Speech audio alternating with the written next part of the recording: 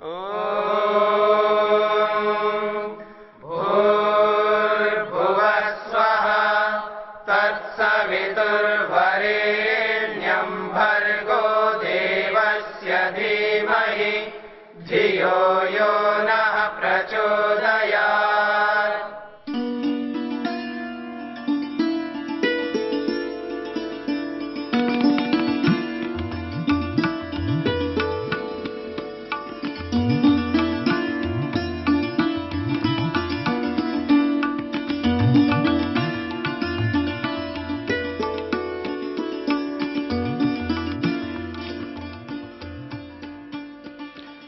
ओम।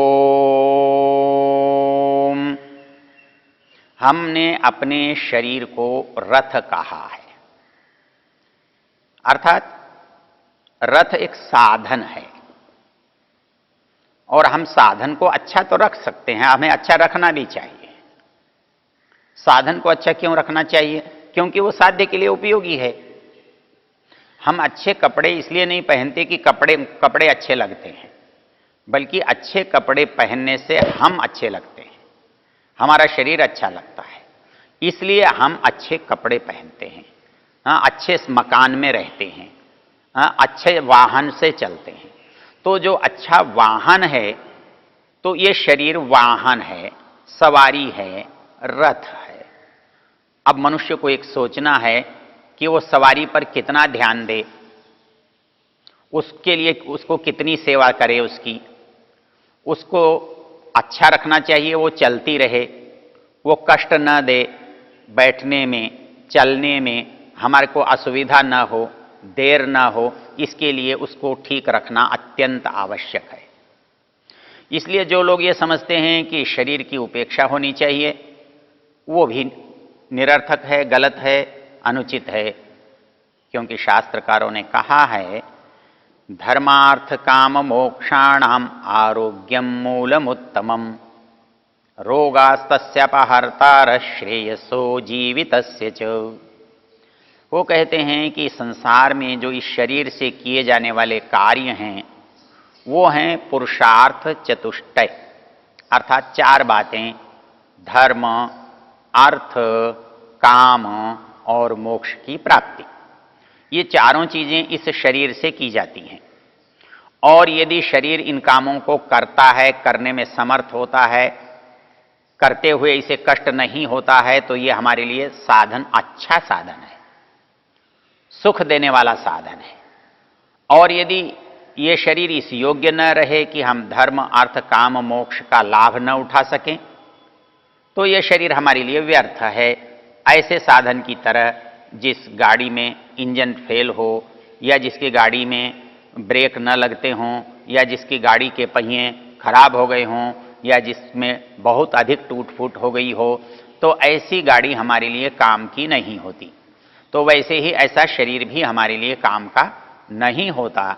इसलिए इस शरीर को हम इतना अच्छा सदा बनाकर रखें कि वो हमारे लिए इस यात्रा का साधन बने। जब हम उसको साधन कहते हैं तो एक बात और बड़ी आसानी से सिद्ध हो जाती है कि ये साधन है, तो ये साधन किसी के लिए होता है। साधन जो होता है वो साधक के लिए होता है।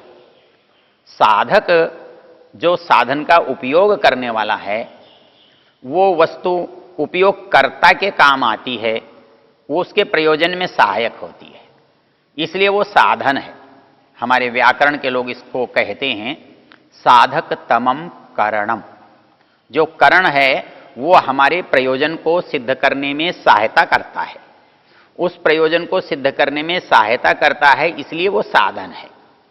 तो अब शरीर यदि साधन है तो शरीर प्रयोजन नहीं हो सकता, शरीर उद्देश्य नहीं हो सकता, शरीर पर जाकर रुका नहीं जा सकता।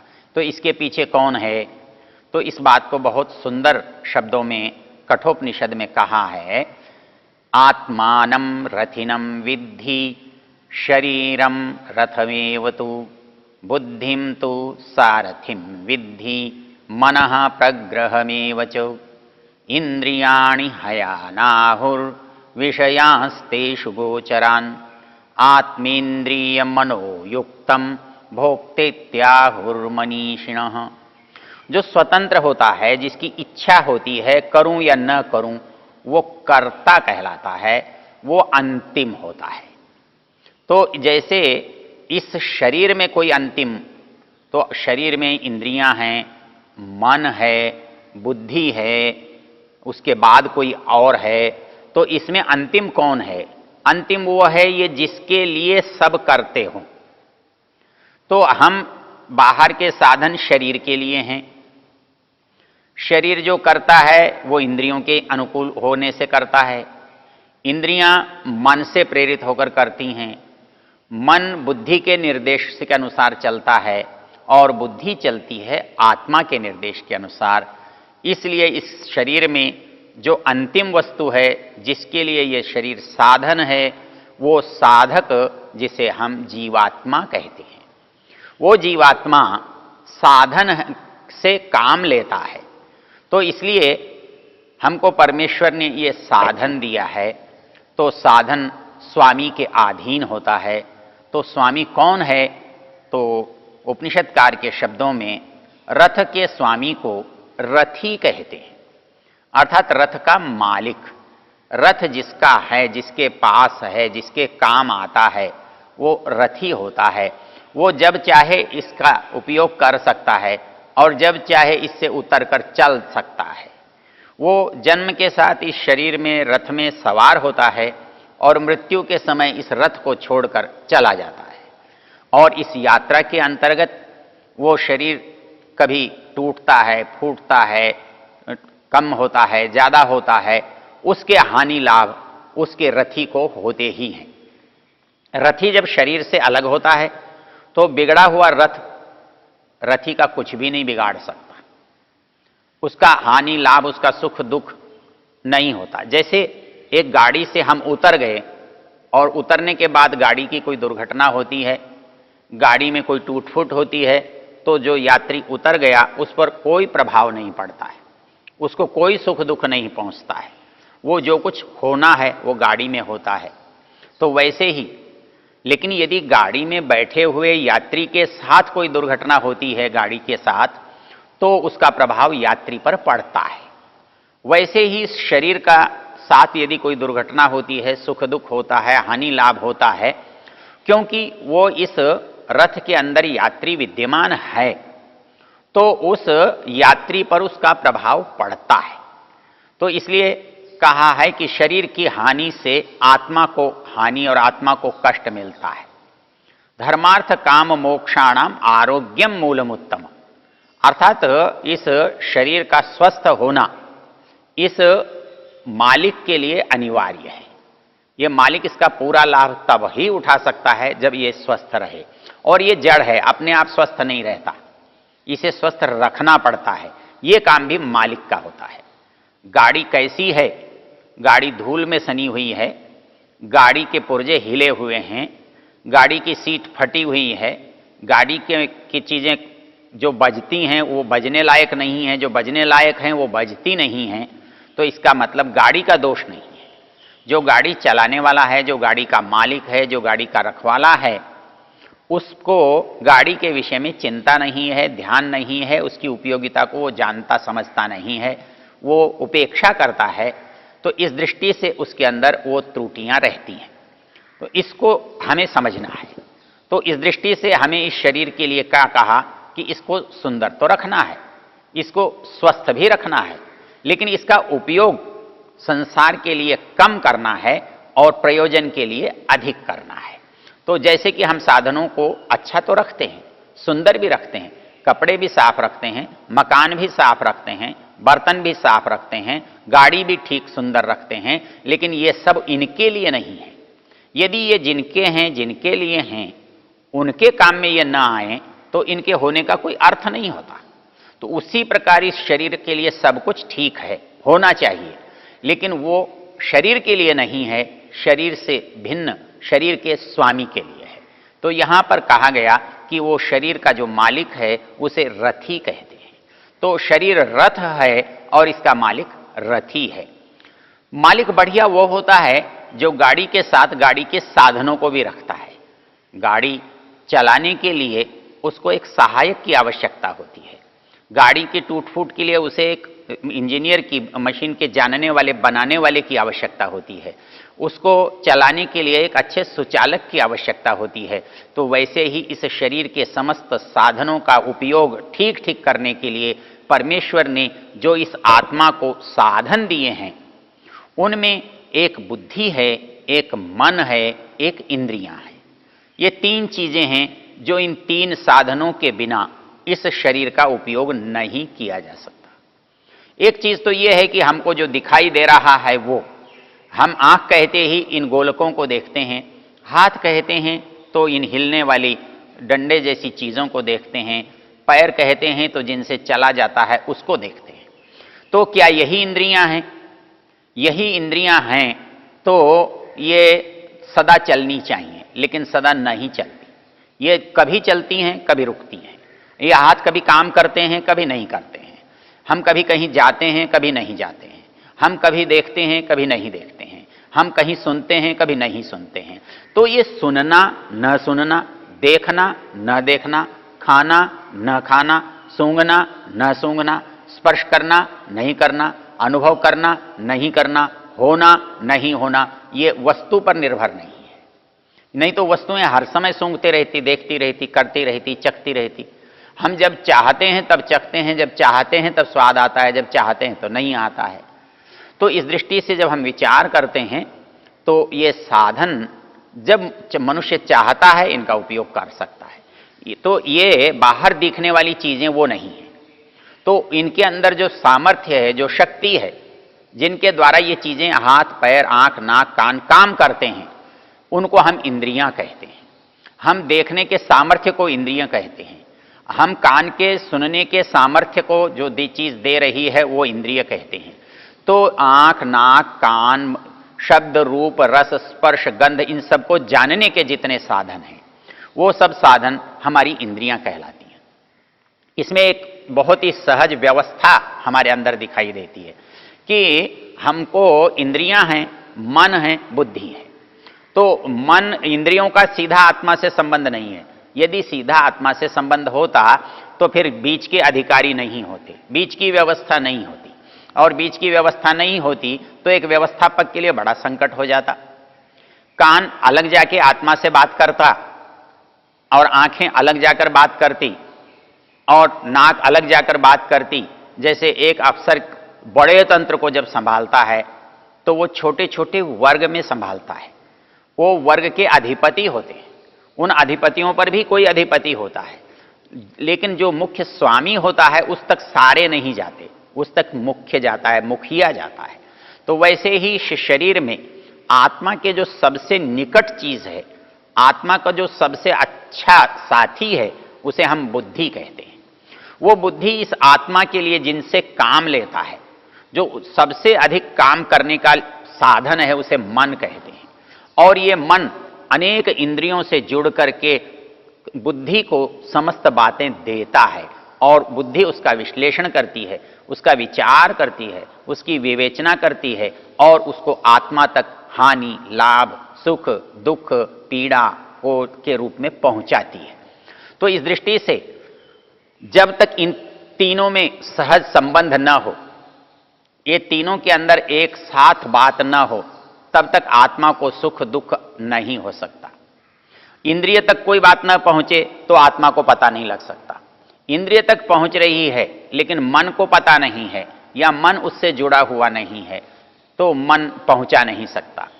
तो मन यदि बुद्धि को नहीं पहुंचाता तो भी आत्मा तक पहुंच नहीं हो सकती। इसके लिए आत्मा इंद्रिय मनोयुक्तम, जब विषय होता है, विषय से इंद्रियां जुड़ी होती हैं, इंद्रिय से मन जुड़ा होता है, मन से बुद्धि जुड़ी होती है और बुद्धि आत्मा से संबंधित होती है, तब उस विषय की जानकारी, उस विषय का बोध, उस विषय का अनुभव आत्मा को होता है। उसके बिना आत्मा को नहीं होता। और क्योंकि जो अंतिम है वो स्वामी होता है और अंतिम जो है आत्मा है। अंतिम इंद्रिय नहीं है, अंतिम मन नहीं है, अंतिम बुद्धि भी नहीं है, अंतिम जो इन सब को काम में लाता है, तो ये सब की सब चीजें उसके साधन हैं, उसकी व्यवस्था का अंग हैं, तो इनके द्वारा वो इनको काम में लेता है। तो इसलिए वहां कहा आत्मेन्द्रिय मनोयुक्तम भोक्ते त्याहुर मनीषिणा।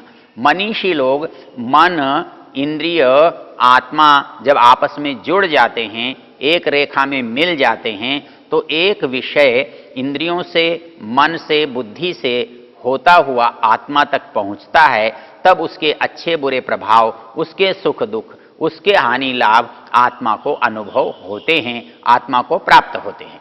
तो यहां कहा कि शरीरम रथमेवतु, आत्मानम रथिनम विद्धि। तो आत्मा रथी है, स्वामी है, उपयोक्ता है, कर्ता है। तो आत्मानम रथिनम विद्धि शरीरम रथमेवतु, शरीर उसका रथ है, साधन है। तो कहा कि ये जो हमारा रूपक बना कि आत्मा रथी है, शरीर रथ है, तो केवल दो से काम नहीं चला। तो क्या करना चाहिए कि आत्मानम रथिनम विद्धि शरीरम रथमेवतु बुद्धिम तु सारथिम विद्धि मनः प्रग्रहमेव च। तो बुद्धि कौन है?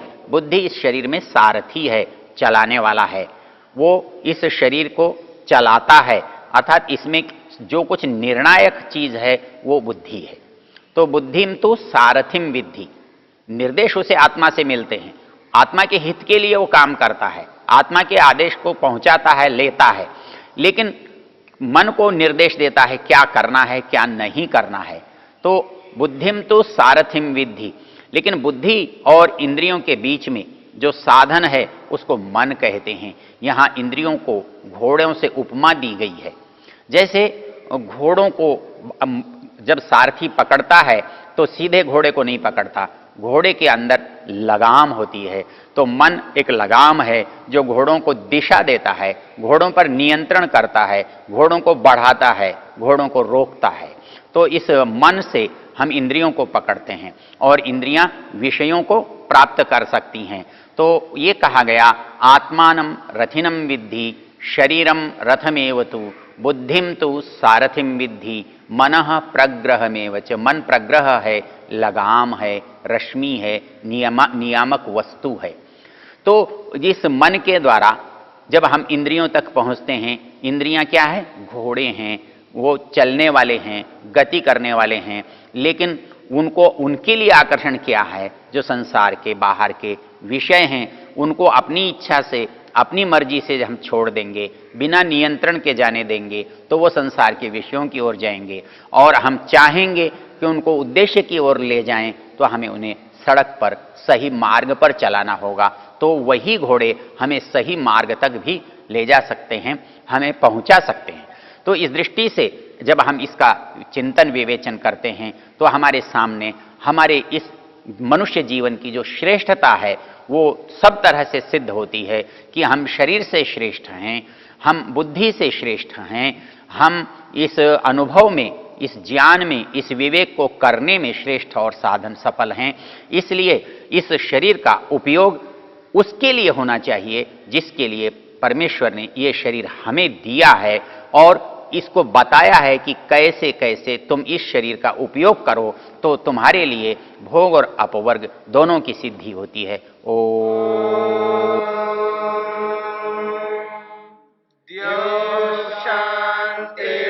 शांतिरंतरिक्षम शांति पृथिवी शांतिरापः शांतिरोषधयः शांतिः वनस्पतयः शांतिर्विश्वे देवा शांतिर्ब्रह्म शांति सर्वं शांति शांतिरेव शांति क्षमा शांतिरेधि।